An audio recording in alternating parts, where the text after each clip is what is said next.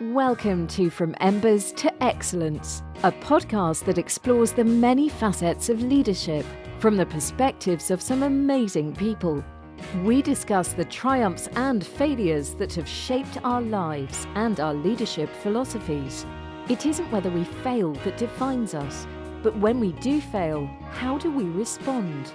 Leaders dust off the ashes and use their failures as fuel to work harder, and as lessons to come back wiser and stronger, more resilient, more determined, and more committed to excellence. And now, here is your host, Dave Horlenbach. Today, I'm speaking with Navy SEAL Master Chief Ross Munro, retired. He was in the Navy for 31 years, 27 of those as a Navy SEAL. He is currently, and correct me if I'm wrong, but you're currently serving as a county commissioner in North Carolina? Correct. And Camden County, North Carolina. Serving my second term, just reelected. I had the distinct honor of running unopposed this time, which makes your campaign very easy. Since I'm going to vote for myself, I'm in. You also hold a position with the Cherokee Nation Strategic Programs, I guess, working with unmanned aerial systems. I also read that you're a permaculture farmer. Well, a hobby farmer. I like to, dabble in permaculture and read up on it. And right now, I'm just a dabbling hobby farmer at the moment. But and your focus is on. Hope to do that someday at a little more in depth. So, is it mainly cattle? Oh no! Right now, it's chickens, turkeys, guinea fowl, and geese. Oh, nice. But someday, I'm in the process of putting fence up. But at my age, with my back, digging fence post holes and stringing wire is time-consuming and hard. But one fence post, at a time. I'm getting there. I have half my property fenced now, and we'll work on and I just keep working on it. We'll get there. I also read that you did leadership training at the Citadel. I didn't do leadership training at the Citadel. I help a group put on leadership training for the Citadel. So if you want to talk about that right now, we can. Yeah, I was curious about that. What I read, it seemed like you were a professor or an instructor. No, you were probably one of the instructors though, helping these cadets develop as leaders, I'm guessing. We are a contract company that does it. The owner of the company is a alumni of the Citadel, and then the cadet. The commandant of cadets is an acquaintance of mine, a friend, acquaintance, co-worker. He's a retired 06 captain who also is an alumni of the Citadel. And they wanted some authentic leadership, guys that have done that, been there, have the t-shirt, to come down and speak to the kids, put them through a tough day without yelling, screaming, kind of inspire and motivate them to get through a tough, long day. And then at the end of it, say, look, guys, we took you through this long, hard day of silliness, and we never had to yell at you. So you don't have to yell at the incoming freshmen, the knobs, to get them to do things and perform instead of hazing them and yelling and screaming. You can teach them without those faults of leadership, of thinking that yelling like a drill instructor is going to make it happen any faster. And we have a good time doing it. We started doing it with one class a year, one event, I should say, a year, not so much a class, because our event only lasts a full day. So we travel down on one day, we conduct a day-long event with the cadets, and then we travel home the next day. But we're up. We were up before COVID. We were up to 3 times a day, or 3 times a year. I'm sorry. We were doing the seniors, the upperclassmen that train the incoming cadets as freshmen. We were doing the freshmen right after they finished their first 6 months of in-doc to the university. We were letting them know that if they saw anything that they didn't really like or they didn't think was, authentic leadership or instruction, to not carry it along with them, not put it in their toolbox, and emulate more of what we just took them through. So we take them through a day and we say, this is when you go further and you are the instructors, maybe this is how you should conduct yourselves. And then we get the sophomore class, because it's kind of their forgotten year. They've made it through their freshman knob year, and it's kind of what they say, forgotten year, your dark years, because you're just going to class. You're not a leader there. You're not an upperclassman. You're not training. You're not doing this. So they kind of said, hey, we want to bring them in, and so they're not forgotten. So we were doing it 3 times a year. We do things like evolutions in the pool, the O course, log PT, and mixed in with how can you count this as leadership? How do I get leadership training out of a log PT? Well, you get teamwork and trust and helping each other out and not yelling at the weaker guy. Or if you can't even reach the log when it's over your head, how can you still be part of the team and help them? You can encourage them. And that's what we do. It's a great time, and I've really enjoyed doing it. I think I've been doing it for 6 years now. So I think it's about time to hang it up and let somebody else take over the reins. But when I first started, it was called SEAL Leadership Training. When I started working for the boss and taking it over, I asked him I wanted to make a couple changes. And I said, what's that? So I want to get rid of the name SEAL because we don't have ownership on leadership. I mean, SF, Marines, law enforcement. I mean, we all have leadership skills. So I wanted to get rid of the SEAL name.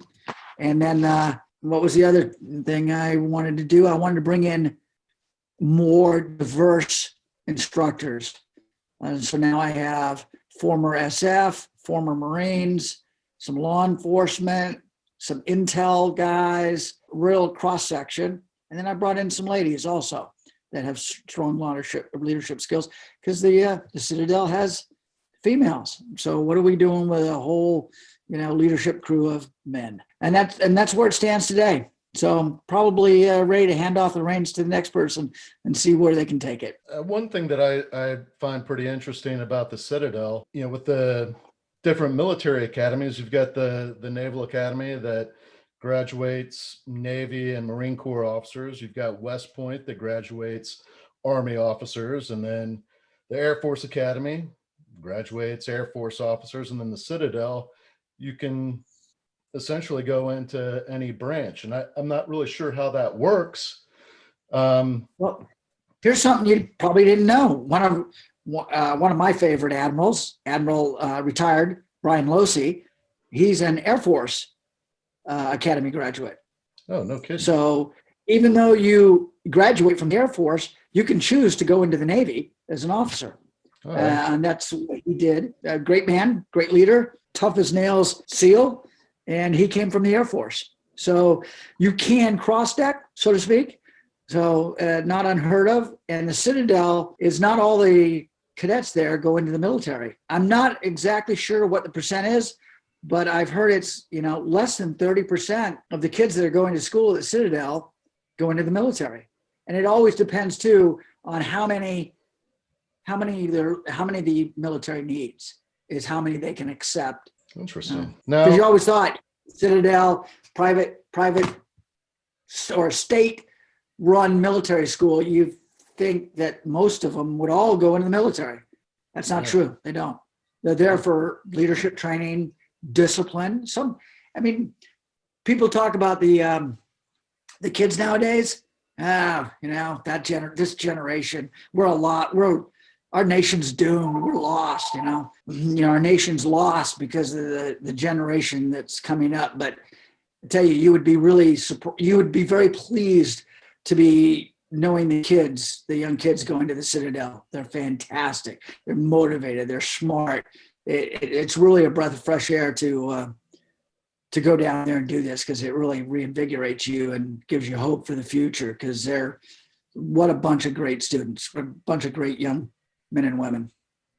And is the curriculum there much like the other military academies, like an engineering focus? You know what? I'm not exactly sure what their degrees are, what they focus on. I know they have a business school at the Citadel is big, but I'm not sure on where they focus their curriculum. I'm curious about your role in the Cherokee Nation. I kind of came up with a theory since it's the unmanned aerial systems. I'm guessing you probably worked with UAS in your time with the teams. A little bit, man. Yep, you're correct. Actually, I have a buddy, a good friend of mine. We've known each other since 2009, 2010 timeframe. Maybe 9. We met over in Afghanistan. He is a former Special Forces Green Beret, retired warrant officer. And we met there in Kandahar. He was on a contract doing some work, and I was there as active duty. We met, we became friends. Every couple of years, I'll get a call from him, and he's kind of fishing. And hey, you want to come to work? And he happens to be working at Cherokee Nation, and he gave me a call, and things were probably in the right place in my life. And I asked him, hey, Randy, you fishing again? And he's like, yes, I am. And I said, well, let's talk seriously. And we started talking, and yeah, I had enough knowledge of the counter UAS and small UAS systems to come on and take over some programs. And I work a couple other programs for Cherokee Nation, and I really enjoy it. I get to work from home, which is a bit challenging at first if you've never done it before, because you can always get pulled away at the doorbell, UPS, the mail, the trash, the dogs. You get pulled in different ways than you would at a normal job, and sometimes it's hard to say, hey, close the door, I got to work. But I do enjoy it. And now my employee of the month, though, I should put his picture up. It's my German Shepherd dog. He comes in here and lays on the floor all the time. So he's my employee of the month. Awesome. I'd like to get into a little bit of your background, kind of what led you into the Navy, the SEALs specifically, and then just your growth, your trajectory through the teams. But how about a little bit about your life growing up? I was born in Washington State and grew up on the Straits of Juan de Fuca in a little teeny fishing town called CQ until about the 5th grade. Moved to Forks, Washington. And we just can't make it kind of simple. I grew up in Washington State, out in the country, logging country, timber, fishing, hunting, great outdoors, hiking in the summertime, ocean beaches, just loved it. Really wasn't sure what I was going to do after high school. Matter of fact, I remember a funny time, little story, driving down the road in my hometown, and my buddy asked me, what are you going to do? What are you going to do after graduate? What are you going to do with your life? And I can remember saying, well, I can tell you what I'm not going to do. I'm not going to be one of those losers who joins the military. 31 years later, I'm retired from the military. And I loved, mostly all of it. Great time, great group of guys, great camaraderie, fantastic. It was time of a lifetime. It was great, really enjoyable. But I really didn't know what I was going to do. I tried community college. It really didn't work out for me. And then I started looking, maybe I need to get out of town. Maybe I need to get away from home, travel. And went down and talked to recruiters. Air Force really didn't interest me. Army didn't interest me, but the Navy and Marine Corps. So I was leaning into those two directions. And the Navy, I came up with the best schooling. I joined for advanced electronics. I became a data systems technician, repairing mainframe computers on board ships for targeting and navigation. I did that for a couple of years, then decided, well, I want to do something different. What else has the Navy got? Ran into a couple SEALs at the gym on base, and there you have it. Put in my package to go to BUDS and went out to training. What was your family like growing up? Older mom and dad and 3 older brothers. 12 years difference between my youngest brother and myself. I came a little bit later in life. I was a whoops baby. And I joke with my family all the time. My grandfather's name was Grant. My dad's name was George. My oldest brother's name is Grant. My next brother's name is Glenn. My next brother's name is Gregory. You see the pattern here, all these G's?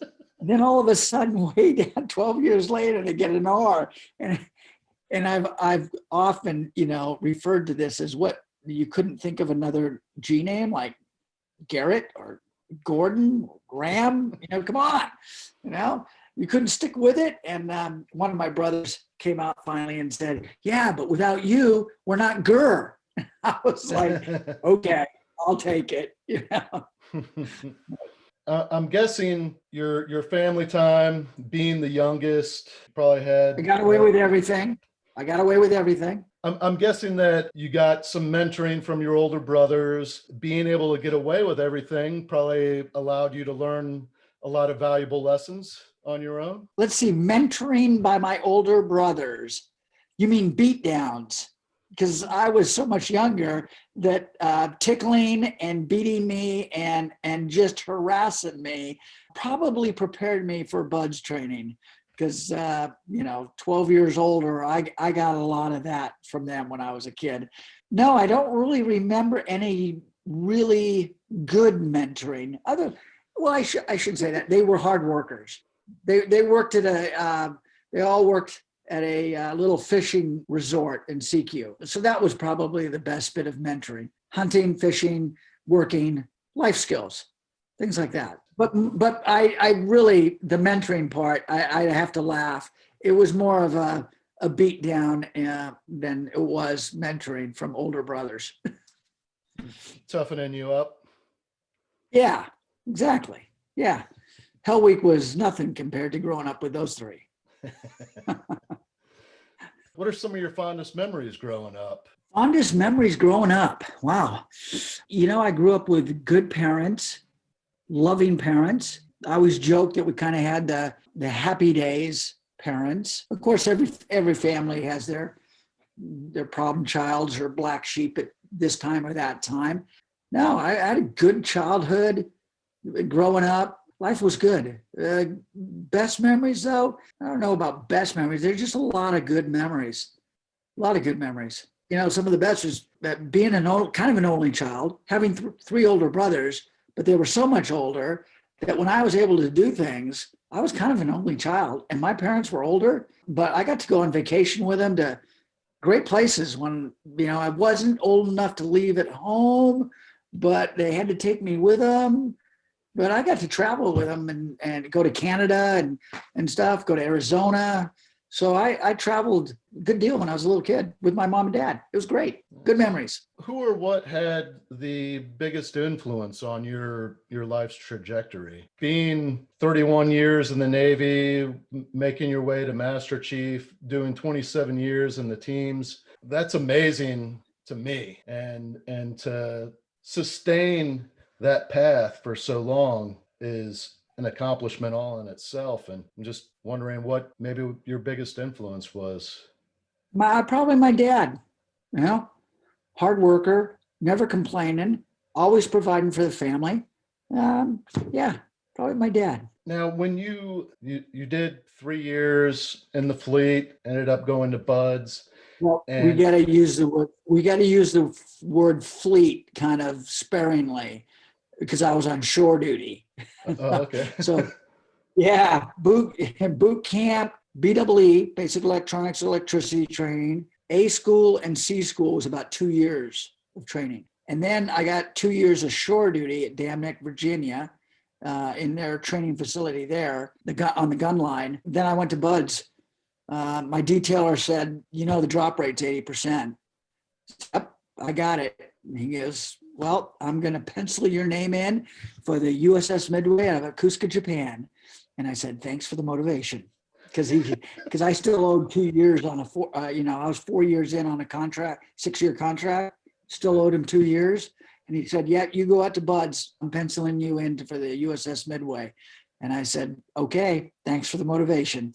And when I looked out on doing the beach runs and you could see the big, aircraft carriers or ships out there just doing a box off the coast of San Diego, just doing a box going, yeah, I'm going back to the barracks room tonight. And yeah, I'm not on that ship. I can run a little harder. I can run a little faster. I can put out. And I ended up graduating with class 148, February 18th, 1988. What was the hardest challenge you had to overcome to be able to serve in special operations? Pull-ups was my hardest, I could run and I could swim, I could PT, I could do the push-ups, dips. I'll tell you what, pull-ups kicked my ass all the time. It's not my strongest suit in the teams. How about in the field, actually? In the field? Yes, sir. I love being in the field. In my first platoon, I was point man and rear security. Loved, I was at SEAL Team 4 for my first tour. And so we did a lot of jungle warfare training. Some of that jungle warfare training, though, was in the pine forest in Virginia. But we would always get down to Panama and be able to do jungle warfare training. And I loved it. Yeah, I really ate it up. It was a lot of fun. And we did training down in, when I was in, Puerto Rico was still open, the Navy base there. We did a lot of training down in Puerto Rico also, little jungle island off the coast. And I really enjoyed it. So a lot of fun. Can you talk about some of your experience in the teams that helped develop you and your leadership philosophy? Probably failures help you develop more than anything else. Failure to make a shot, failure to get your compass pace right, failure in mentoring another young SEAL, or mistakes. Mistakes are your biggest learning. Go, hey, I screwed that up. I'll do it better next time. Not wanting to fail, but everybody has failures. Failure to advance. It took me forever to advance from E5 to E6. That was my sticking point. One, my head wasn't in the right place. I wasn't studying the test. I was having a good time being in E5 in the SEAL teams. Man, that was a great place to be back in the day. But I got married, had kids. Hey, I got to make a little bit more money. So I got to study for this test. I got to make it, and then, I was seeing all my buddies make first class and chief and getting ahead of me. And I was kind of left behind, and I caught up to them. I was an E5 for a long time. And me and another buddy of mine, we sometimes had an argument over who was E5 the longest in the Navy. I think he is the winner, but so his name will remain nameless. He will remain nameless. Yeah, that was a bit of a failure. But you know what? If you're a sled dog for a long time, it's a little easier to be a leader when you get to the top. Some of the guys that advance quicker have some other struggles sometimes. And it's not too hard to lead SEALs, I have to admit. Come on, SEAL leadership, it should be slowing. How do I slow them down? Because it's not a horse. Leading SEALs isn't a horse you got to kick. It's a horse you need a good bit, and sometimes you got to rein them back, because they're thoroughbreds and they're built to run, swim, skydive, do great things, and they want to go and they want to do it. Leading SEALs is not hard. Sometimes holding them back is the hardest thing. Your role as a chief or senior chief, master chief, your role in the teams on deployments, what is your role like in this? Okay, well, chief of a platoon, or we'll just go with that. Chief of a platoon. You're the highest ranking enlisted guy in the team. You have the most experience, probably, the most deployments. You're guiding your officers. Your OIC is probably on his second or third deployment, and you have probably more than that. You probably have 4, 5, 6 deployments by the time you make chief, and you're guiding him and advising him, and he's making the decisions. He's clearly the officer, and he's in charge, and he has the legal authority, but you have the experience and you guide him. And then you're bringing up the junior officer also, the AOIC. You're mentoring him, and then you're making sure that the guys are all doing their jobs and they're doing them correctly. And you kind of give them advice on how to stay out of trouble. What would your advice be on how best to lead up? How best to lead up? Right. Because in your position as a chief petty officer, mentoring the OIC and the AOIC, they outrank you, but Well, sometimes you have to lead. I'll give you an example. I had a brand new OIC, and he wanted to do a lot in one day. He wanted to do all this training in one day. What we usually do is we do the training from Tuesday through Thursday. Friday's a cleanup kind of half day. Monday's a prep day. Get all your stuff ready. And then we train Tuesday, Wednesday, and Thursday in long days into the night, early in the morning, back at it again, right? And he wanted to do Tuesday, Wednesday, Thursday training all on Wednesday. No training on Tuesday. He wanted to do it all in one day. He said, we can do it. I said, no, we're not going to do it. That's silly. It's ridiculous. We're not doing it. We got in a heated argument about it. And at the end of the day, he said, look, Chief.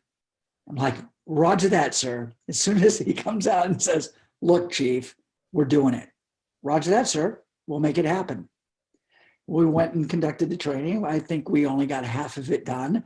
And he realized that there's a lot more to it than meets the eye.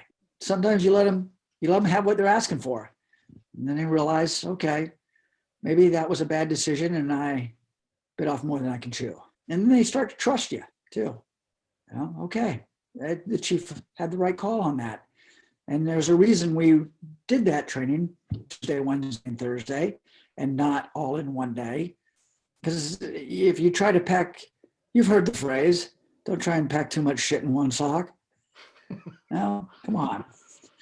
People get sloppy, they get tired, accidents happen, people can get hurt. It's a dangerous job. Let's pace ourselves out and do the training correctly. And there's also the phrase in teams, crawl, walk, run.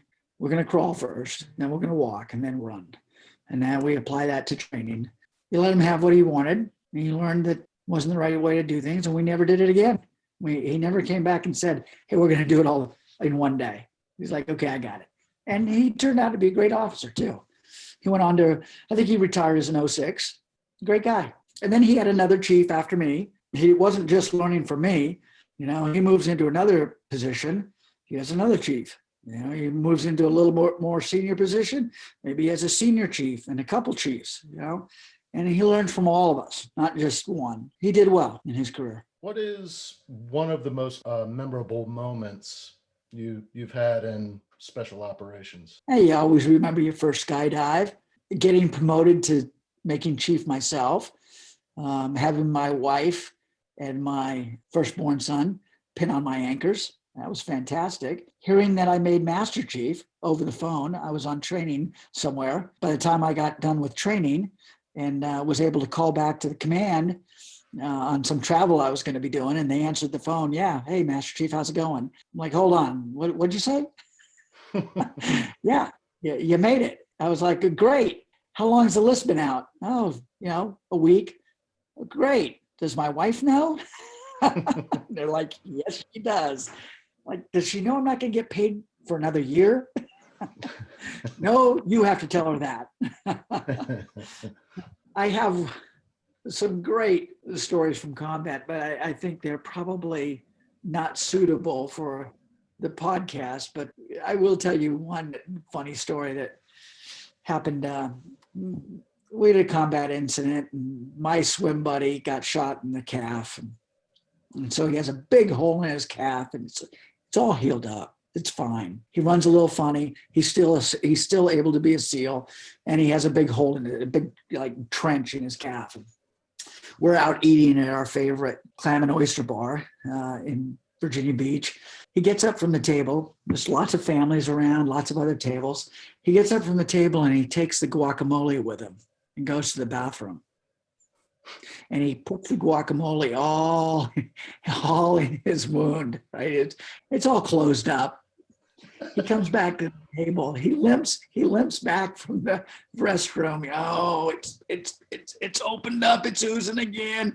And he throws his leg on the table, and we all take the chips and dip it in his leg and take the guac. And wow, that's tasty. You know? The owner had to come over and say, boys, I love you guys, but the other guests are leaving.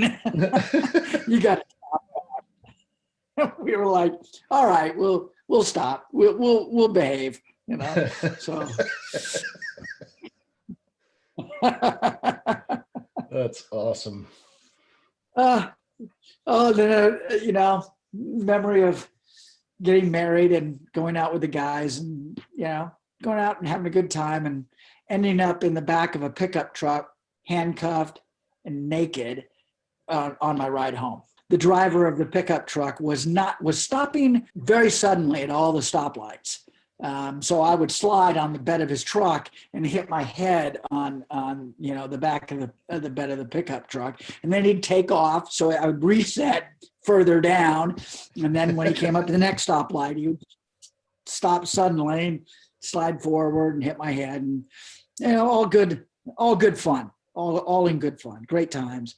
And putting, you know, when he got me home, he's like, "Hey, open your mouth. Here's the key to the cuffs. See you later." And I'd have to run up to my house where my fiance was living, knock on the door with my head and my forehead or my knee or something, and you know, hopefully she's gonna take pity on me and open the door and not make me stand outside naked waiting, and then also uncuff me. Yeah, so good memories, good times. Oh, man. That's when we could do those kind of things in the Navy, though. I'm not sure they have as much fun as we had, or I had, during my career. What subject outside of your professional career have you studied the most? Permaculture farming. Not that I'm any good at it or really successful at it, but you know, I bought a piece of property with 10 acres. I'm putting up fence. I'm doing a lot of Jeff Lawton, and he's got a permaculture farm in Australia. And then there's another one, Joe Salatin, who has a permaculture farm in Virginia in the Shenandoah Valley. And then I listen to other people's YouTube channels on what they're doing. So that's probably, you know, I found out a couple years ago, I'm a boomer, not big on technology, even though I was a computer specialist. I found out a couple years ago, wow, we've got this fancy TV in the living room. And it's got a YouTube app on it. Check, I can watch YouTube on the TV. Well, my wife would get up early in the morning. Well, I'm already up. And occasionally my wife would get up early and come out and go, what are you watching? And I turned to her and I said, farm porn, honey. I said, you caught me. I'm watching farm porn. She's just like, I go, you want to sit down and watch it with me? And it's, you know, it's how to raise ducks, chickens, pigs, which is more profitable. Should I do my gardening with a no-till and do it with wood chips, or should I use natural manure from the chickens or goats or pigs, and you know, all this kind of stuff. Which tractor is the best tractor, and all that kind of stuff. So I always joke her that she's like, "What are you doing? Watching farm porn, hon." Well, can you explain to me what permaculture is exactly? Permaculture is using the plants and animals to regenerate the land naturally. So you're not always adding chemicals to it. You're not having to use all of the pesticides for bugs. So, you know, a good way to explain it is like pigs, right? Pigs are your natural rototiller. You know, you can use a Troy built, you know, great big rototiller or BCS rototiller and till the land. And so you can plant your garden. You know what else you can do? You can fence it off, raise your pigs in there, let them root it up, turn the soil over, pee and poop in it to add nitrogen back into the soil. And after you move the pigs out, let the chickens go in there and scratch and eat, finding the seeds and bugs and this and that, and then taking them out and then planting your garden and watching the miracle of this garden just come up because of all the nitrogen that's been naturally added by using your animals. That's kind of permaculture right there. Raising your chickens on free ranging them. And instead of having a chicken coop in one location and going out and feeding them every day, you have a chicken tractor that you load up with chickens, and you go out, and every day or two you move it. So they're getting fresh grass every day. They're pooping on this ground, and you can see where there's kind of a guy that does this kind of farming up in Virginia that I've gone and visited the farm once, and he has these huge, big hoop houses. They're not little chicken tractors. They're big chicken barns, and they tow it with a tractor or a truck. Every couple of days, they move it, and you can see, and they only grow the chickens, until they're ready to go to market. And they still have feed and water, but they have access to free range to grass. And so they get to eat grass, they get to move around, they're not in a cage. And every couple of days they move this big hoop house. It looks like a great big greenhouse, and they'll move it, and you can see where their chickens just ate all the grass. You can also see all the poop, right? And then you see where they moved it from a couple of days prior or the week prior and a month, go back, and you can just see the difference. And then you look on the other side of the field where they did it last year, and you can just see the bright green grass growing, and they haven't thrown out any fertilizer or anything. And they're free range, healthier chickens. They're not kept in cages. They get to run around. That's permaculture farming. That's pretty interesting. Yeah. And I think, we have these great big industrial farms. Like if I want to raise some cattle, and I want to raise 5, 10 cattle, and I want to be able to sell them, I can't butcher them and sell you the meat. Doesn't that sound silly? I can't free range, no organic, no pesticides on the property, free range organic, but I can't butcher them and sell you the meat because I can't take it, because you had to go to a USDA butcher. So the government has helped out the big farmers because they're the ones that take 500 cattle to the slaughterhouse, and they have the ability to have that USDA butcher there at the slaughterhouse all the time. And you have to have a USDA, certified slaughterhouse to be able to package your meat and sell it. I can butcher that cow myself, but I can sell you half of it on the hoof. Cow has to be alive. And I say, okay, Dave, you want to buy half this cow? Yeah, sure. Give me the money. And we'll butcher it. And then I can wrap the meat or have it butchered, at a butcher shop, someplace you would take your deer to have butchered and processed. And they can butcher it and wrap it up, and I can give you half the meat, but I have to sell it to you before. So it's silly. It makes it harder for small farmers to make it, and I think we should, in America, I think we got a problem. We haven't really, I think a lot of people have realized it, but not the majority of people. We get our food from all over the world and all over the nation, from great big giant farms.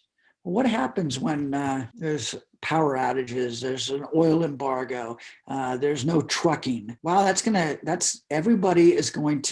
affect your food sources. And I think we should try and support local farmers, support locally. If you can buy your sausage locally from a locally grown, hog, I think we should do it. So that way, when disasters do strike and they can't bring, even when we had COVID, we started running out of food in some of the big, chain, stores. And it was because of trucking, big farms, people not working. Well, gee whiz, I know quite a few people around me that a couple of people raised pigs. They weren't out of sausage. Hey, I'll butcher a hog and I'll sell you half of it. And I think we need to do that and grow more of our food locally and not be so reliant on the big corporate farmers. And we're growing chickens in America, stick them on a ship and send them over to China to be processed and sent back. Okay, how ridiculous is that? Tell me, we can grow chickens just about anywhere. You can grow them in your backyard, but a lot of cities won't even let you have chickens in your backyard. People can get their own eggs. And have you ever eaten fresh eggs? Farm fresh eggs? Yes, sir. Free range. They're fantastic, aren't they? Absolutely. Yeah. Well, so is the chicken. Free range chicken is so much better. Free range beef, grass fed, it's so much better. And I think we should be doing more of that in the future. So that's what I hope to do when I retire. It'll keep me busy when I turn 62. Right, raising some sheep or some goats. And then here's another thing. Goats, what an awesome animal you want to clear some property, you want to do it without a lot of gas, throw some goats on the property. Take a little bit of gas, clear out an area so you can run the electric fence, bring in the goats, a week, and your property is going to be cleared of all the brush. Goats are getting here, and you're growing farm animals. They're peeing and pooping on the property, regenerating it. You want to keep power line, ditches, whatever. You want to keep it clear of brush, hire a guy with a bunch of goats to come in and throw the fence up, throw the goats out there, let them eat it, and then have them come back a month later and do the same thing.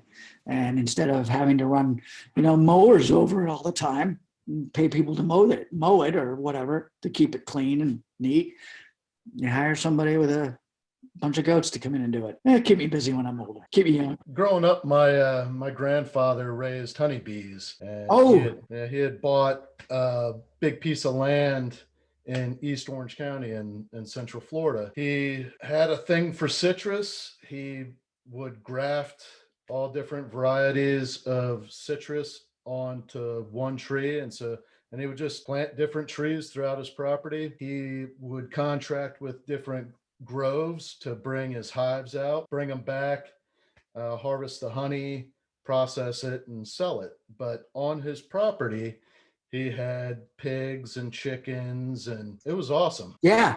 Well, I had a swarm of honeybees on my property last year in one of my trees, and I go out and look at it, and first thing I thought was, at a distance, it looked like it was some kind of spider or making a nest. And I get closer, and I'm like, it's honeybees, freaking awesome.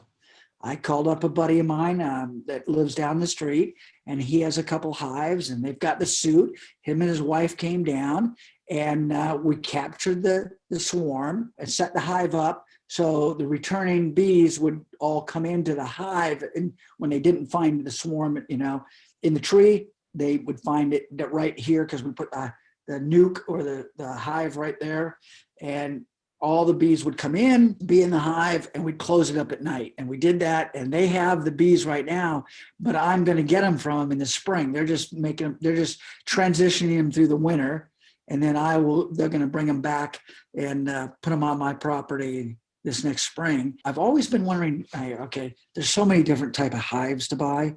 And you kind of do a little research, and I thought I had it down to which hive I wanted. And all of a sudden I find another style hive. I didn't know there were that many beehives out there. Beehive is a beehive, wrong. But as I'm getting older, I find this Slovenia beehive.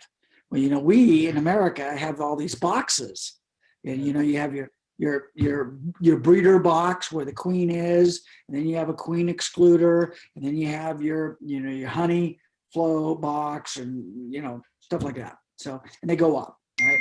You usually keep your queen on the bottom with an excluder, and she lays all the eggs, and it keeps the hive going and everything. To check that how the queen's doing and how the hive's doing, you got to take those two top boxes off, and when they get full of honey, they can weigh 90 pounds, and you get older, as you get older, it might be a little harder to lift that. Your back might be a little sore, and you got to lift one. And really, you're disturbing the bees also. You're a great disturbance to them. I just said, I never really thought that was the best way of doing it. And I found a hive. It's a Slovenia hive from Europe, and the hive opens on the side, and you put the hive in a building.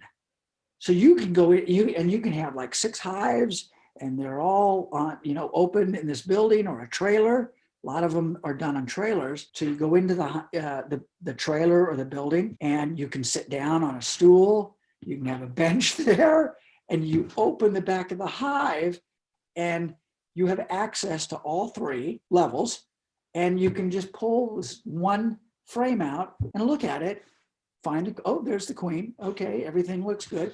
Put it back. Very little disturbance to the hive. And then close it back up. You can check for your Verona mites, if there's any beetles in there, and there's less disturbance. You can get more enjoyment out of it, and you can move the trailer.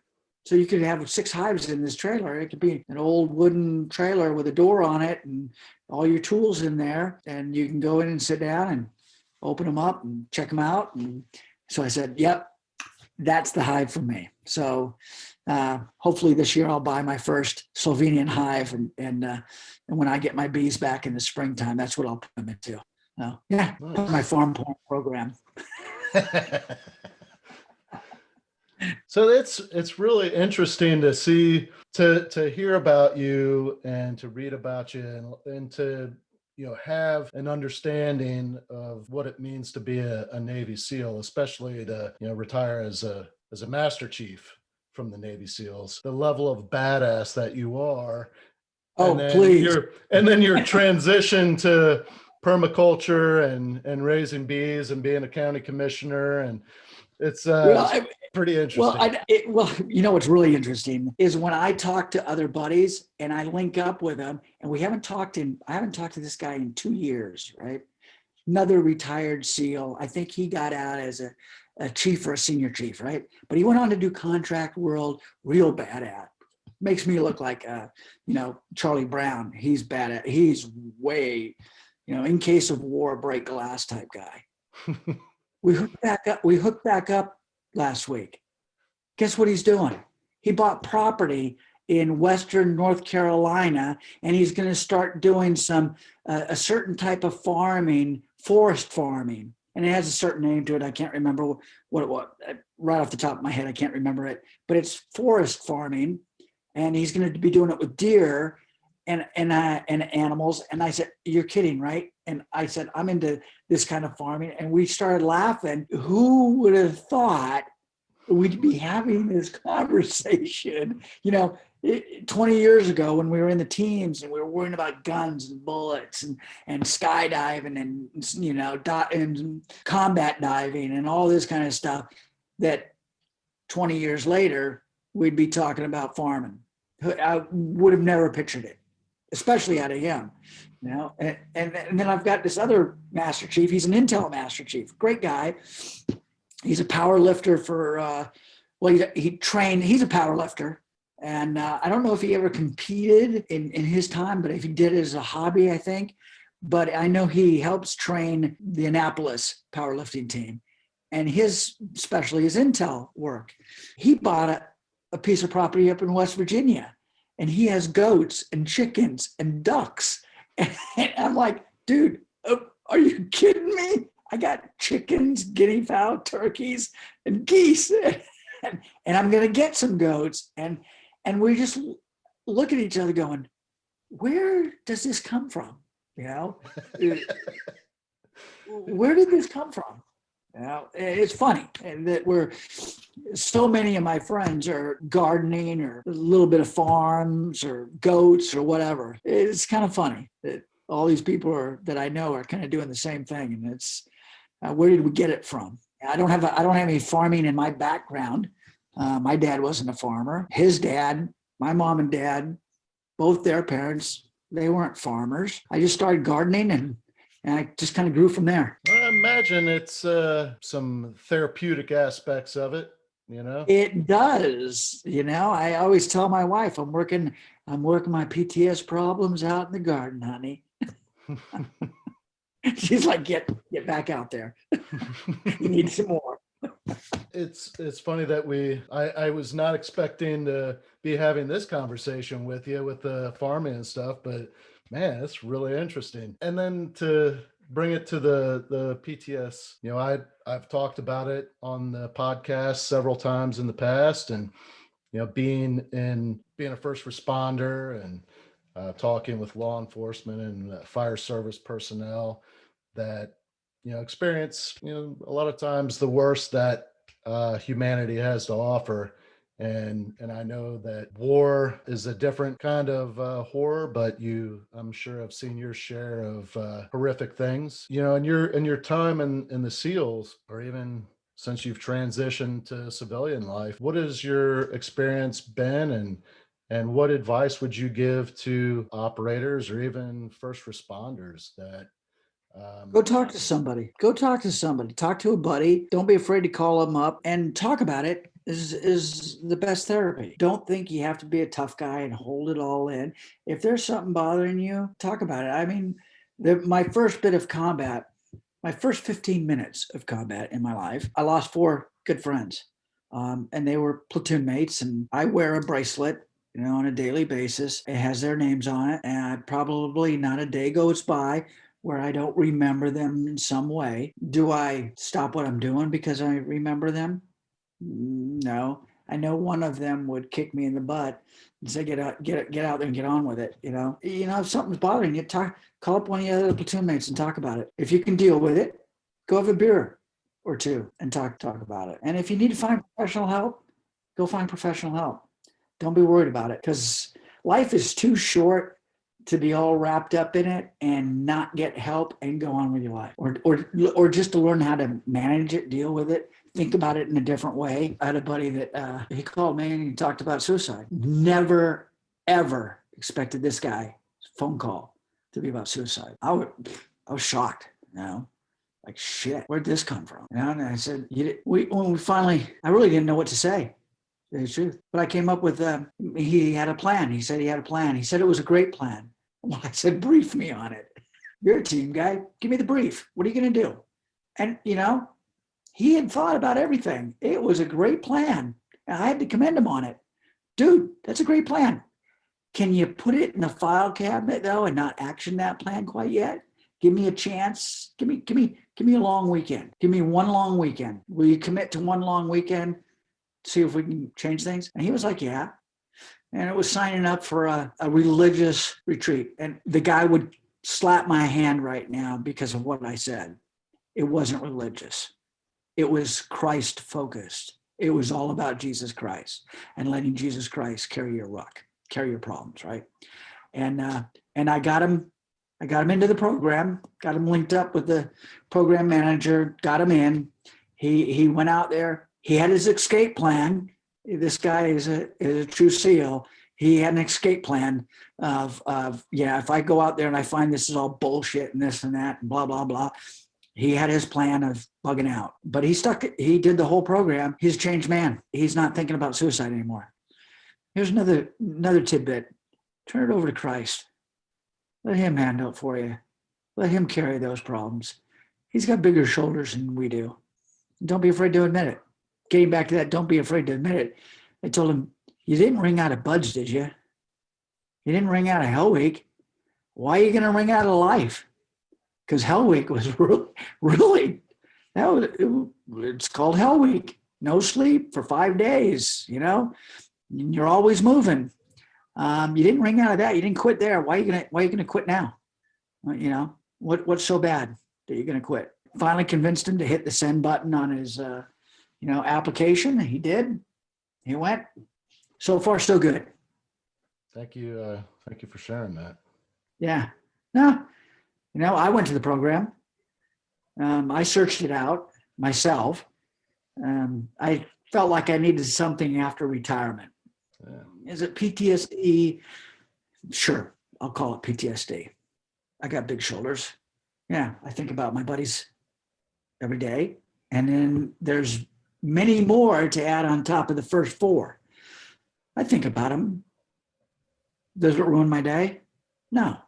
Do I get hung up on it? No. Did we know what we were signing up for? Yeah, we signed on the dotted line, But so at the end of my career, I was thinking I needed something, and I went, and it really helped. There's people out there that can help. They know what they're doing. They've been through the process themselves. You're not, the old adage of look down at the sand. Hey, Christ, I thought you were with me. And I look down, I turn around and look around, and there's only one set of footprints. Where'd you go? And he's like, no, those are my footprints. That's when I was carrying you. Don't get all hung up and be afraid to reach out for help. And, whether it's Christ, whether it's just having a beer with your buddy and chatting about it and getting it off your chest, getting it out there. It's great.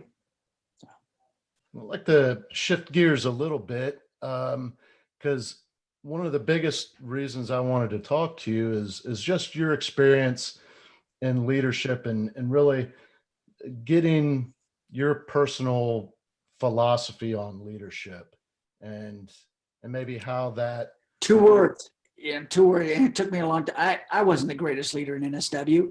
I wasn't the best platoon chief. Don't be afraid to make mistakes. Don't be afraid to admit your mistakes. Hey, I made the wrong call. I made the call on that. That wasn't the right call. I got it. I made the mistake. Servant leadership. Know why you're doing it. Have a focus. And people aren't robots. You can't yell at them. Everybody's got a different personality. But if you let people know, I love this I learned this from one of my easiest commanders ever to work for. He was an 06. And he was a Commodore. And he was at the whiteboard one day, and he's talking to the whole command. And he goes, this is where we are right here. And he draws a dot. This is where I want the command to be in a year from now. And he kind of draws, he goes, like a range fam. These are your left and right limits. So you got, your dot down here, and left and right limits. This is where we want to be. So stay within those left and right limits. But he goes, listen, those left and right limits aren't always clear. And so he drew a wavy line. Instead of a straight line, it's kind of a wavy line. Left and right limits move and change and depends on the situation. And he goes, but, and this is kind of where I'd like to be, but if it's over here or down here a little bit or up over on this side, and we're kind of moving forward, we're doing okay. And as long as you stay in those left and right limits and we're moving forward and you're doing your job, he goes, you don't need to ask me. You have authority. Go do it. But if you think you're getting close to that left and right limit, and you want some guidance, come ask me. And I was like, wow, awesome. Give the guys the guidance, give them the authority, and tell them to go forth and do good stuff. Yeah, he empowered everybody. And when one speech, he said, this is where we're at. This is where we want to go. I understand left and right limits aren't always exact. And I understand that, hey, we might not always make the point, but we're moving the ball forward. And he goes, you don't need to call me and ask me for everything. You're authorized. You're moving the ball forward. You're doing the right thing. You're not doing anything illegal. You're not. Go produce, go get stuff done. And the command just took off underneath him. It was fantastic. It was great. So he empowered and authorized. And I think that's what you need to do, and you have to remember what are you there for? You don't want to be the answer man to everybody. You don't want to be that kind of leader that everybody's got to come and ask you questions and they fear you saying no or something, no. Hey, this is where we want to go. This is how I want to get there. Let's go forth and do good things. And like I said earlier, leading team guys, pretty easy. Most of the time you got to rein them in, pull them back a little bit. They're thoroughbreds. They want to go and they're competing and they all want to do a good job. And it's fantastic to be working with a group of guys like that. In your experience, and we kind of touched on it a little bit earlier, about learning how to lead through, maybe falling on your face. And I was wondering if you could, share some of your experiences with that, maybe give some examples and the lessons that you learned and can pass on. I can't think of any specific failures I think would fit for the podcast audience. Just knowing and understanding that it's okay to fail. It's okay. You don't have to be, nobody's perfect. And it's okay to fail. And it's just the key to leadership. Lead with your heart, be a smart person, surround yourself with good employees, good partners, good, people, and trust them and lead with your heart and care about them as people also. And not just like, hey, Frank, the numbers are down. You got to get the numbers up. Well, hey, Frank has a life. Frank has problems. You might want to ask how his life is going, and care about him and not just be hey, Franklin, your department's numbers are down. You're not doing this right. You're not doing that right. You got to be engaged with people. I think you get more out of people when they know you care as a leader. I've got one of my guys calling me now. I haven't talked to in years. He's calling back going, man, I loved working for you. You trusted me, you empowered me, and he wasn't even a team guy, but he was a great guy. He was a great guy. You don't have to be a team guy to be a great guy or a hard worker. And he did his job, and he friggin' was awesome at it. And I told him the one thing I loved about him is, man, I set you on a task. I never worried about it not getting done. And it always got done well. Taking that into account that I probably gave him too much sometimes, because he was a performer. And we were just talking about it last week when he called, and it's good. Stay in touch with people. Networking is important in leadership, because if you don't know the answer, you can always reach out to somebody and say, hey, I got this going on. What do you think? What should I do? How should I approach it? Because, I guarantee it might be new to you, but I'm sure somebody else has had the exact same problem before, and they can help you out. Let me make this a little more personal. Okay. So you and I talked a little bit before scheduling this interview. I gave you a little insight. As a chief officer in the fire department, I know that I was pretty well respected. I would say I was a pretty good leader, but I made some poor decisions, and in my personal life, kind of made. I failed as a self leader, and I know that I let a lot of people down. People that looked up to me, and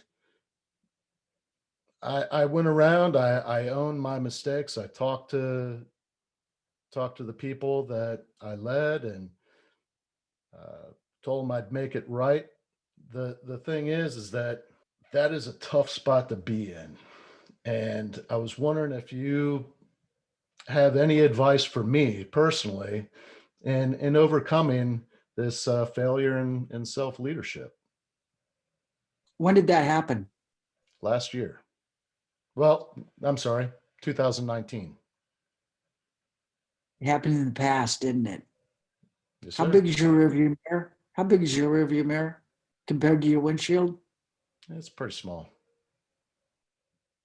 Compared to your windshield, it's pretty small, isn't it? There's a Yes, sir. reason you're supposed to be looking forward, because you can't change the past. Can anybody change the past? They can reshape it. They can tell different stories about it. They can lie to themselves about what happened maybe. But you know what? It's done. Move on. Focus on the future. Try not to make that same mistake again. Be honest with yourself. Focus on the front windshield, not so much on the rearview mirror. And it sounds like you've made amends with everybody that you hurt and let down. And then go on. Don't be afraid to talk about it with others, because you might be helping somebody out. And you know what, you were asking me one of my biggest failures. I got drunk on an overseas. It wasn't a deployment really. It was kind of we went over to train some foreigners for a couple weeks, right? And I got drunk one night and I said some stupid stuff. Really didn't do anything. I just said some stupid stuff, right? I got kicked off the friggin' base and sent home. How humiliating was that? And I had to come home and own up to that. And my wife was like, why are you coming home early? Come here. Well, honey, got in trouble. Own up to it,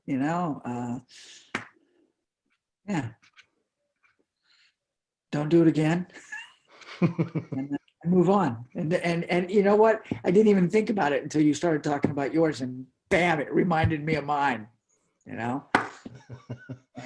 I got drunk and said and acted in a stupid friggin' way, on our U.S. Navy base overseas in Korea, and got sent home early, and everybody knew about it. You know, I had to depart the base because they wouldn't allow me on the base anymore. They said, you have this much time to get off. You know, I had to go get a plane ticket and fly home. Wasn't my first time getting in trouble. Wasn't going to be my last, but you know what? Try and learn from it and try and move on. Well, there was one thing that you said to me the first time we spoke when I started to talk to you about it. You said, what was it? 3 things that have led to good men falling on their face. Oh, booze, bucks, and broads. The bucks being dollar bills. So the 3 B's: booze, broads, bucks. The downfall of many good men. You know, yeah. I've seen team guys, you know, be destroyed for, you know, the wrong women. The you know, booze is a destroyer of so many, you know, good families, good careers, you know, getting that DUI that you're not supposed to be getting and having to explain it, or hiding it, lying about it, you know, getting overextended in debt, you know, gambling. Yeah, downfall of many good men. Thanks for sharing that. So what advice would you give aspiring soldiers, sailors, Marines, you know, current servicemen and women, you know, that are looking to promote, and you know, and non-commissioned officers that are, you know, they want to be better leaders? Find a good leader that fits your style. Know your why. Why are you doing it? Why are you in the job? Know your why. Simon Sinek has a great book out, Know Your Why. I advise them to read it and know their why. You know, grab onto a couple leadership books, read them, follow somebody on a podcast, listen to them, you know, and emulate them. Look at leaders in the past, read about them. You know, Winston Churchill, great leader. You know, he had his failures. Patton had his failures, had his successes. You know, MacArthur, failures, successes. Nimitz ran a ship aground as a young officer. Wow. What would have happened if we would have got rid of him because he ran a ship aground when he was a young officer? Granted, yeah, technology is a lot different today, but still, find somebody in history, find somebody right now, you know, and emulate them. I wanted to double back on something that you said earlier. I started listening to this Athena Rising. So Athena Rising was recommended to me yesterday. I just started it. It's a female firefighter in Wisconsin. I know she's got quite a few followers in social media. I'm going to be interviewing her in the very near future. She made a transition from a Fortune 200 company, being a program, a project manager for prototype engines for Cummins. She made a transition from that to the fire service, becoming a full-time firefighter. And actually, her and her husband own a farm. So kind of interesting. I like her already. Let's see. Cummins diesel engines, owns a farm. Yep, she's doing good. So we were talking, and one of the things that I found in my research in leadership is the importance of emotional intelligence, and I believe you touched on it earlier. Now, your time teaching, training cadets at the Citadel and bringing women in to help train the men and women, I find it pretty interesting that this book that was recommended to me by a female firefighter, it's all about men mentoring women Mm-hmm. and the importance of men doing that. And it was written by two Navy officers, actually, that was pretty interesting. I believe I haven't gotten into it too deep yet to know their connection to the Naval Academy, but I was wondering if you could maybe give me some insight to your experiences with women in leadership positions and your time working with them as trainers of leadership. I tell you what, this is you're always going to have fraternization in them with men and women. Now, in the military, it's a little bit easier because you can tell them not to do it, right? You can tell them it's still going to happen though. But this is the advice I gave, and I can't tell you where people are going to fall in love or who they're going to fall in love with. People can't even make that own determination for themselves. But when a young sailor was checking in, he always has to check in with the command master chief. And when they checked in with me, I gave him this advice. I said, listen, and it was the same advice for male or female, just worded a little bit differently. But the males would go something like this. The women here, if you can't treat them like your mother, your sister, or your daughter, go find someplace else to work. This isn't a hookup joint, right? Virginia Beach is out there with 700,000 people. A lot of people out there. Go find it out there. Here, it's work.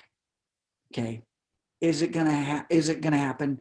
Yeah, it usually happens. But that kind of advice, if you can't treat the women here like you would treat your mother, your sister, or your daughter, go find someplace else to work. And the women, I would say the same thing. If you can't treat the men here, it's your father, your brother, or your son, go find someplace else to work. We don't need you here, because this isn't your Navy hookup zone. And we did okay. I mean, every command has their issues, and people get caught, and okay, now we got to handle it and deal with it. But treat the women the same way with the guys. They're great leaders. I had some fantastic female chiefs and senior chiefs, and I brought one over followed me from the previous command I was at, and she did a great job. And I called her up and was wondering if she was looking for orders, and she was. And they said, how would you like coming over here? And she, what am I going to be doing? And I go, you're going to be the senior female enlisted leader here, and I need you because I know your background. I know how strong you are. I've seen you before, and I need you here to lead these young female sailors, because sometimes they need a little bit different touch than, a guy can give. And you gotta respect that, especially in the military, But for the most part, you treat them the same as guys. They'll do a great job. Trust them. Let them go. Let them do their work. I mean, I'm sure you saw that in firefighting. Oh, we're going to get women. There's women out there that can do the job, right? Mm-hmm. Yeah. Not for everybody. Not every woman can do it, but there's women out there that can do it. Yep. So, all right, we have our standards. They make it, fine. Yeah. Just okay. Yeah. Not every man can do the job either. That's true. Absolutely right. Not every man can do the job. So, and we set our standards and we go with that. So I don't know. How did we when you first joined the firefighting? Was the first fire station you were at, was it all male when you first showed up? Or yes. Was it already integrated? So it was all male. It was all male. There was one woman assigned to a different shift at my station. Other than that, everybody else assigned to that station, it was all it was all men. The fire service has increased its number of women, but it's negligible compared to the military. Yeah. Um, that was actually one of the things that I researched quite a bit on, was that there is this the culture in the fire service that's pretty exclusionary. And one when I first got into the fire service, it was the mentality that, women don't belong. And Right. and there was everybody had examples of the different women that are messing it up, Yeah. um, and then, But there's a lot of examples of men messing it up too. oh well, based on the numbers, there's quite a few more men. so it just so happened that I became very good friends with a female firefighter that she's probably 10 or 15 years older than me. Uh, I'm 6 foot tall, 200 pounds. She's about the same build as me, and she's tough. Mhm. Very, very tough. And I made a couple of comments that I thought she would agree with. And she pulled me to the side and tuned me up. And she was the one that made it very clear that it's not gender that determines one's ability to do the job, but really who you are. And that was a very good lesson for me. Good. So I've been trying to help in the best way I can. My focus is on leadership development and self-leadership, but I know that there are women that have influenced my approach to leadership, and to not recognize that, I think, a failure on my part. So no, I was just curious, because teaching leadership at a military academy and bringing women in to teach it with you, I think speaks volumes, and because it's not typical in my experience. Yeah. Well, you know, people are people. Like you said, there's females at the academy. Wow. Do men have a hold on leadership? No. Just like SEALs don't have a hold on leadership. And I've had many great ladies that I've worked with that are great leaders, and they made failure. They've had their failures and they've tripped up, but they've, I have a couple of them that are master chiefs. One's a Navy diver. They're great. Why wouldn't I bring them in and have them relate to the women?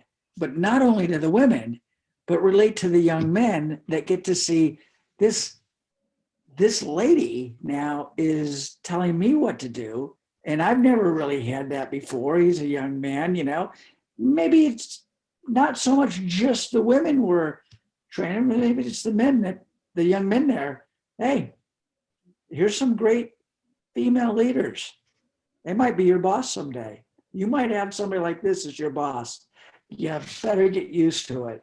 It's a different world than what you and I grew up in, So, Yes, yeah. So it's not just for the women, it's for the young men too.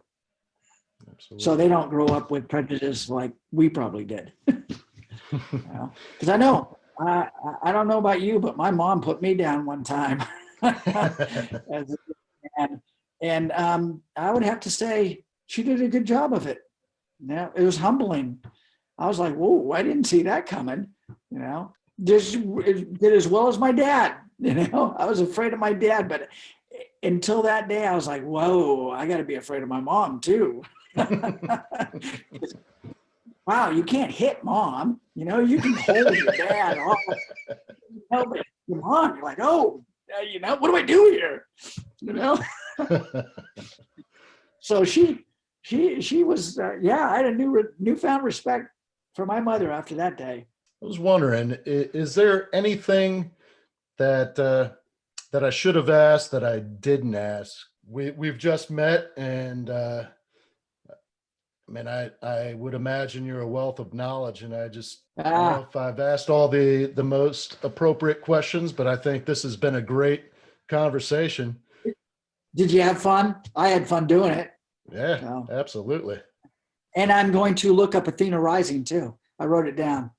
Yeah, I'm always interested in something new. So yeah, I'll give you one, Hurricane Within. It's by a young Coast Guard lady. She in the Coast Guard, I think it's a in-flight. They're called in-flight mechanics. In the Navy, they're called crew chief. On a helicopter. So she would go out with the rescue. She'd be part of the helicopter crew that was flying a rescue swimmer out to conduct rescues in the Coast Guard. And A Hurricane Within is her story through the Coast Guard. And she might be a good lady to interview too for the future. All right. Awesome. What is her name? Ashley Lepard. Any last words of wisdom to share with the audience? No, not really last words of wisdom. But I do have something else that I do. And I don't know if I mentioned it earlier, but I'm an ambassador for 501c3. And it's out in Wyoming called Wyoming West. And the West stands for Warriors Empowered Standing Together. It's done on Labor Day weekend. And what they do is they invite warriors out for the weekend. They'd go fly fishing, horseback riding, skydiving. They got a day at the range where you can skeet shoot long guns, machine guns, pistols, whatever you want. And it's just a fantastic weekend. They cover all your costs. They fly you out, they put you in a hotel, and all your meals are paid for. They take care of everything. And this little town of Sheraton, Wyoming, and I say little town, it's not that small, but Sheraton, Wyoming is one of the most patriotic places. They just love doing this for their military and law enforcement personnel, first responders, firefighters, EMTs. I know some cops from New York that have been out, I know sailors, Seabees, SEALs, Vietnam vets, a great mixture, and they bring them out and they have a big get-together where everybody gets to meet and greet, have some drinks, listen to some music, really great time. The next day, I think, is the range day, and you go out and, breakfast is taken care of at the hotel, and then you go out there and they've got a trailer out there, and they do this lunch that's just, it's cooked out there on the trailer and it's all fresh and it's just delicious. And you're out there all day long, shooting guns, having a great time, skydiving, they're jumping people in tandem, riding on a helicopter, going up this valley, shooting out of the helicopter. And the vets just love it. And they cover all the costs. And I'm an ambassador for that. So I'm always keeping my eyes open for, somebody to take out there, a vet or something. And I focus mostly, on Navy guys, but I'm an ambassador for them, and I do that. And then I'm also going to be the MC for another 501c3 up in South Dakota, and they're going to have a big gala dinner. And I'm not sure how many people are going to show up. I think they're going to do between 200 and 500 dinner plates. And they've asked me to be their MC. And I was like, wow, never really been an MC before, other than a retirement ceremony. It's really scripted, and been to so many of them. I've seen them and know them. Yeah, I got it. But this is something different. This is, we're doing a MC for a dinner, introducing all these people, keeping it going and everything. And then when they asked, I was like, I'm in. I've never done this before, but you got it. I'm in. So I'm looking forward to that. And that's going to take place over the February Valentine's weekend. So my wife, they're going to fly my wife and I up there, put us up, and I get to MC this big dinner. So. Wow. And what is that? What is that 501c3? That one's Sacred Mountain Retreat Center It's in Deadwood, South Dakota. And what they do is they have a lodge on 80 acres, and it backs up to the Black Hills, I think, National Forest. So nobody's going to be building around it, and you can go out and walk in the woods. There's nature trails, but they really focus on equine therapy, physical fitness. They have some hot works saunas that you can actually PT in the sauna, and it's all done by radiated light instead of just temperature, and you really sweat it out in there. You can do yoga, calisthenics, rowing, biking, they're big sauna boxes. They focus on that. And then they have another program. They have a metal worker that is up there near Deadwood, and he just does beautiful artwork with metal. And he comes in and he brings a portable forge, and he gives everybody a railroad spike. And it's really symbolic of, the transitioning military person. You're part of a team, you held the tracks together, you made things go, right? You did your job, you were strong, type thing, but you're transitioning, and they heat the metal up, and the vets just go to work on it, pounding it, turning it into something. A lot of vets turn it into a knife, and they spin the handle, and they're, heating it up, hammering, and it's work. So when you get out of the military, it's not always easy to transition, and you got to keep working at it. So you're heating it up, you're hammering it, you're heating it up, you're hammering it, tempering it, and at the end of the day, you used to have this railroad spike, and now it's a pretty cool looking knife, even if it's a knife just to look at, to hang on your wall. And that symbolism of, hey, don't give up, keep heating it, banging it, heat it, bang it. You might not get it perfect, put it back in, heat it, bang it again.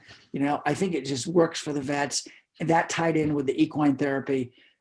They've got a good program that they're working up there in Deadwood, South Dakota for Sacred Mountain Retreat Center. They're doing a great job. And so, yeah. And so I afford myself, to help them out too. And I love it, being involved. My wife would say I probably have too many fires going, too much going on, take a break, but you got to stay busy in life, and you got to stay connected and doing things, and got to keep moving forward. So people listening that may want to either make a donation to either of those organizations, or even reach out to see if it's a good fit. If they can attend. Yeah. You know what? Sacred Mountain Retreat Center, I think they're on Facebook. I think Wyoming West is on Facebook. I think they're both on Facebook. I think Sacred Mountain Retreat Center has a web page. So if you Google Sacred Mountain Retreat Center and it's up near Deadwood, South Dakota, I think you're going to find it. And if not, you know what? If they ask you, we'll figure out how to get them in touch. If they can't find it, we'll help them out. Well, So, I'll look and see if I can find some links to it, and I'll put it in the show notes. That way, if I'm able to find it, I'll make it readily accessible. Thank you for including that. I appreciate it. Absolutely. No, Yeah. that's great. Anytime I can share any type of resources for veterans or first responders, that's what it's all about. Yep, I agree. All together, we're a better community than, ones and twos, and, Navy guys doing their own thing, Coast Guard doing their own thing, law enforcement guys. No, we come together, especially at Wyoming West. It's law enforcement, first responders, Coast Guard, Army, Air Force, Marine Corps. We don't care. And we all got issues, and we all talk about it and have a good time and have a great weekend. And, and some people come out of their shell a little bit, and they realize, I don't have it so bad. These other people are doing it. I can do it too. So fantastic. Well, thank you so much, Master Chief. It's been a pleasure, Dave. Yeah. I got a lot out of this, and I know whoever is listening is going to get a lot out of it as well. I hope so. I hope you have a good response. Yeah, no, thank you so much for your time. Thank you for listening to this episode of From Embers to Excellence. Please visit hallenbachleadership.com for additional content. Dave's goal is to add value to as many people as possible. So if he can be of any assistance to you or someone you know, please connect with him via email or on one of his social media accounts, linked on the homepage of his website. Remember, our failures don't define us unless we let them. And the only true measure of a leader is the success of their team.